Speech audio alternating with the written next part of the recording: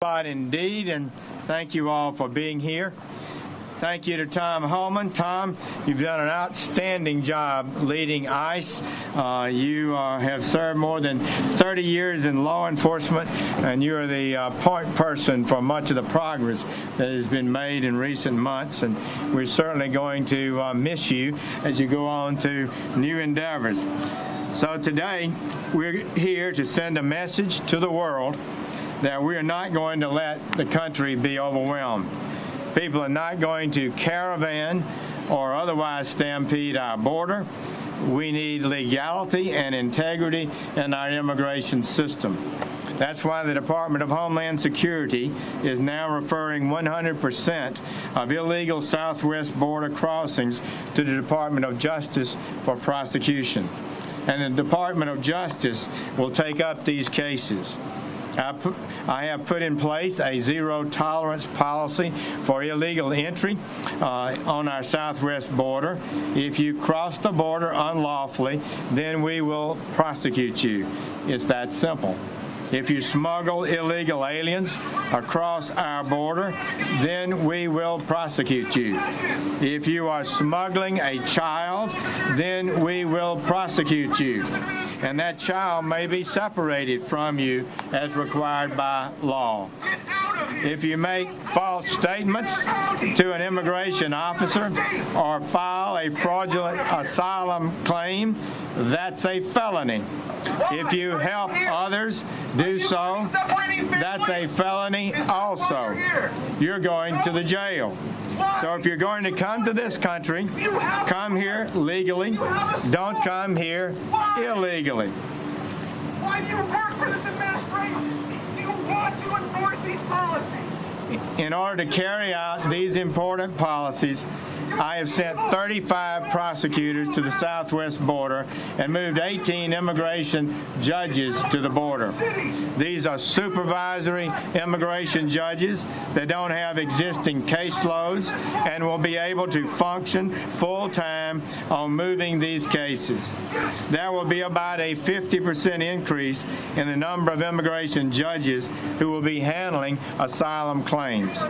These actions are necessary, and they are made even more necessary by the massive increases in illegal crossings in recent months. In this February, saw a 55% increase in apprehensions over February last year. This March saw a triple number from last March, and April saw a triple number from last April. Those were the first months of the Trump administration, which saw some dramatic reductions. These trends are clear. These trends must end. 11 million people are here already illegally. That's more than the population of Portugal or Georgia. This situation, of course, is many years in the making. For decades, the American people have been pleading with their elected representatives for a lawful system of immigration that serves the national interest, and a system that we can all, as a nation, be proud of. That is not too much to ask. The American people are right and just and decent to ask for this. They are right to want a safe, secure border and a government that knows who is here and who isn't. Donald Trump ran for office on that idea. I believe that this is a big reason why he won. He is on the fire about this. This entire government knows how strongly he feels about it. The American people have a right to expect that the laws their representatives voted for are going to be carried out. Failure to enforce our duly enacted laws would be an affront to the American people and a threat to our system of government and the rule of law. And these laws are the most generous immigration laws in the world. We accept 1.1 million permanent legal residents every year. That's more than the population of Montana every single year. These are the highest numbers in the world. In addition, we allow 600,000 job takers, workers into the country each year, and hundreds of thousands of students. I have no doubt that many of those crossing our border illegally are leaving behind difficult situations. but we cannot take everyone on this planet who is in a difficult situation. According to a Gallup poll from a few years ago, 150 million people around the world would like to immigrate to the United States now. So it's obvious we cannot take everyone who wants to come here without also impacting the citizens and interests of the American people that we're sworn to protect. We have to have limits, and Congress has set limits. And if you want to change the laws and alter the limits, that should be done through Congress. American people would have to lead that change. But I think they feel good about the limits that we have, and they like to see them enforced. Immigrants should ask to apply lawfully before they enter the country, of course. Citizens of other countries don't get to violate our laws or rewrite our laws. People around the world have no right to demand entry into this country. It would be a violation of our sovereignty and our law. So we have a great nation, the greatest in the history of the world. It's no surprise that people want to come here, but they must do so properly. They must follow our laws or not come here at all. Make no mistakes, the objections, the lawsuits, sanctuary jurisdictions often evidence a theory of open borders. They simply seem to say that no immigration law can be enforced no matter what. That's the very definition of no law or open borders. And so this department, under President Trump's leadership, is enforcing the law without exception.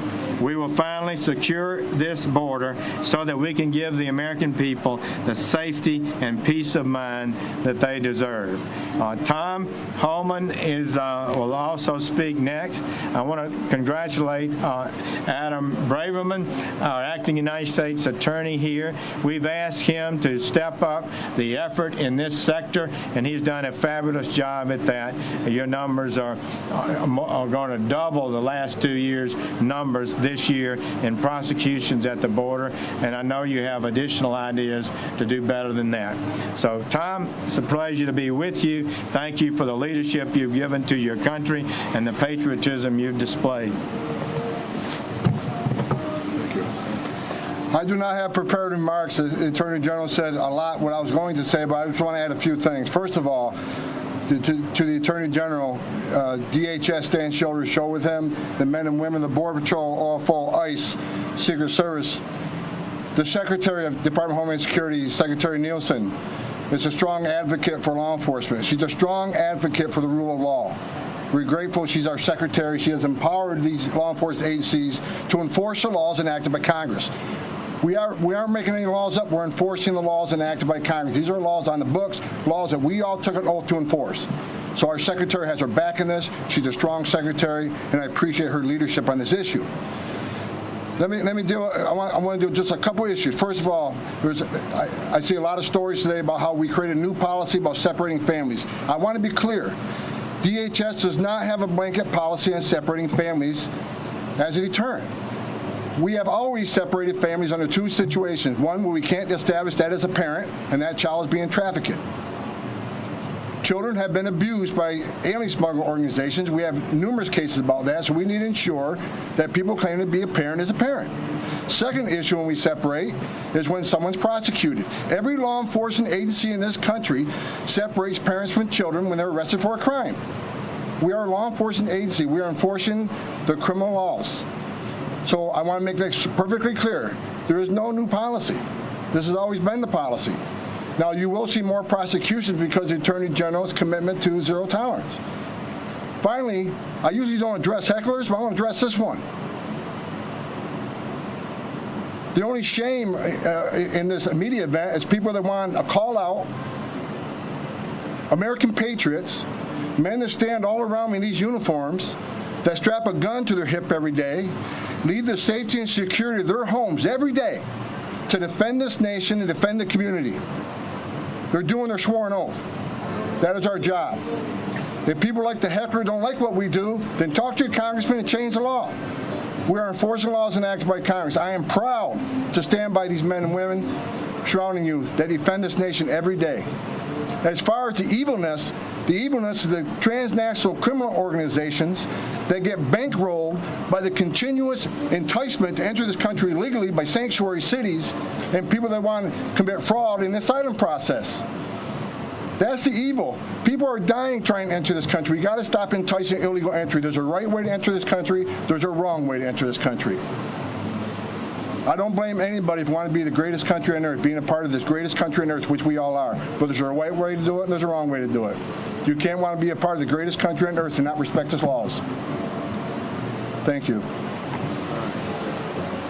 for a few questions.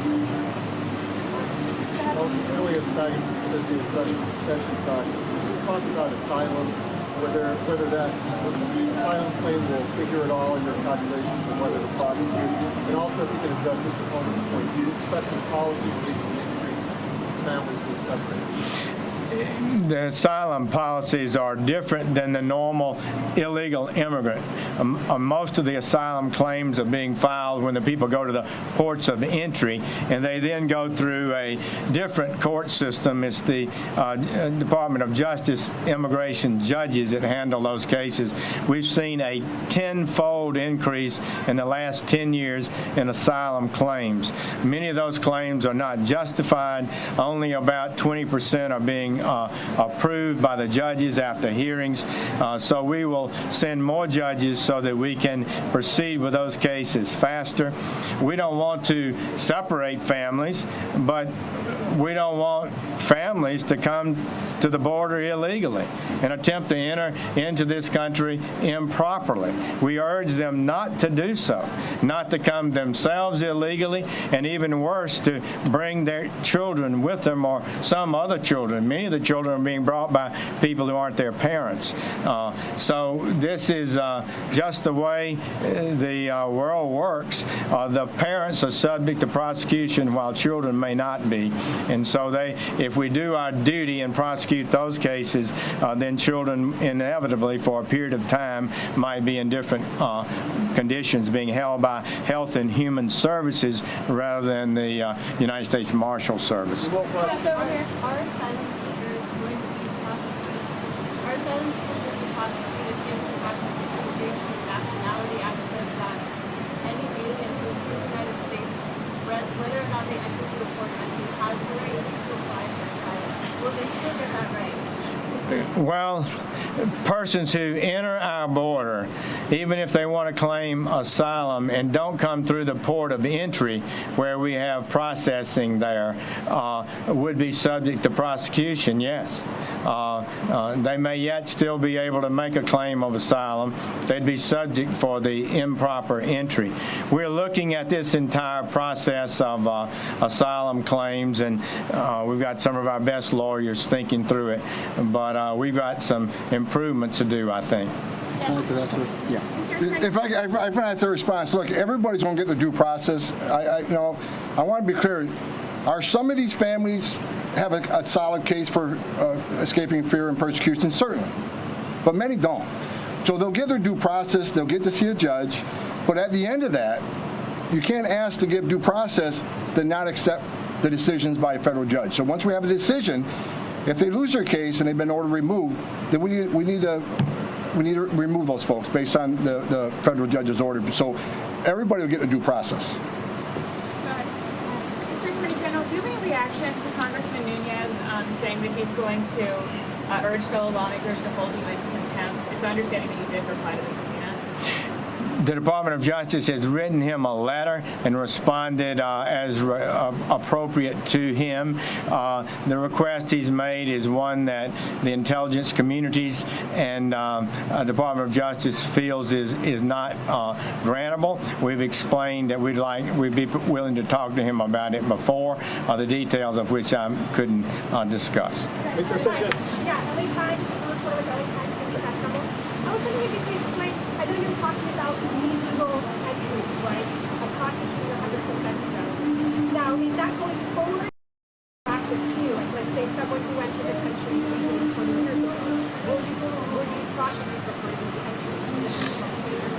entry? Essentially, we'll be processing, focusing on going forward. Okay, so not You have to make sure, Mr. Associate, At what point a parent is going to be charged with a crime if he or she comes their children with them and ask for asylum? We will be handling those cases on a case-by-case basis, but people who enter unlawfully, not at the port of entry, are subject to being prosecuted even if they claim asylum. The proper place to claim asylum would be at the port of entry or other designated places by the United States government. Okay, let's take one more. San Diego. So you are the third high-ranking official from this administration to come to the Southern California border in the last 3 weeks. Why was it necessary to be here to talk about this today, and how much is that costing taxpayers relative to it? Well, the illegal flow of immigrants into the country is costing us a good deal. We want to see those numbers go down. California and South Texas are two of the biggest areas with the highest numbers of illegal entrants. That's why we're focusing here. But I have to say our goal is to have the whole world know that this border is not open. Don't come unlawfully. Don't put yourself or your family through such a stressful thing. It will impact your ability in the future to be admitted if you've been convicted of attempting to enter unlawfully now. So don't come unlawfully. Make your claim. Wait your turn. Okay, one more, then we'll... I want to answer that question, man. Look, about what is the cost of coming here doing this today? What cost are you going to put on a human life? This isn't just about enforcing the law. This is about saving lives. I mean, I've seen my own eyes, my 34-year career, I've seen children that died crossing this border. I've seen women that have been raped by these organizations. So being here today is not just talking about law enforcement, it's talking about there's a right way and wrong way, and don't enter illegally in the desert. Don't enter illegally between the ports of entry. If you have a clear claim to asylum, go to the port of entry where you're safe. This isn't just about law enforcement. This is about saving lives, and stop sending the message it's okay to hire an alien smuggling organization to get to this country. People are dying. People are being abused. So I wouldn't put a cost on the lives we're saving here today. Okay, last one because you were waiting. Yeah, you mentioned that this is not a new policy separating the children from the parents. So what has it been like in practice? Has that policy not been enforced kind of 100% across the line? Children and parents together more than what will happen going forward? The policy's always been the same. We separate families for two reasons. We've done it because we've established or couldn't establish that parent is actually a parent.